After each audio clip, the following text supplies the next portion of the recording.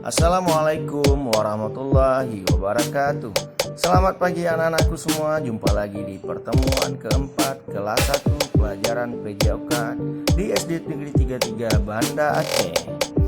Simaklah video pembelajaran berikut ini, di mana kita belajar mengenai balok titian. Kita masuk dalam tema 1, subtema 4, yaitu berjalan seimbang di atas balok, permainan menelusuri jejak. Anak-anakku semua anak-anak suka berolahraga, tetapi tidak ada yang sama kesukaannya dalam berolahraga.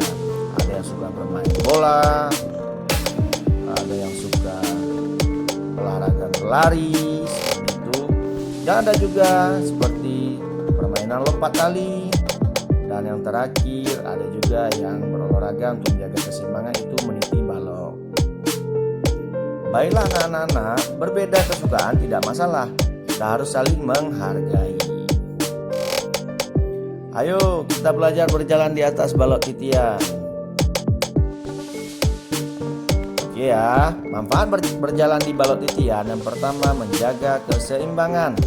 Yang kedua, menguatkan otot kaki ya. Yang ketiga, melatih koordinasi kaki dan mata. Kemudian siapkan balok titian di rumah dan siapkan beberapa kursi untuk mempraktekkan berjalan di atas balok titian. Cara berjalan di balok titian anak-anakku semua. Yang pertama, langkahkan kaki perlahan-lahan di atas balok titian.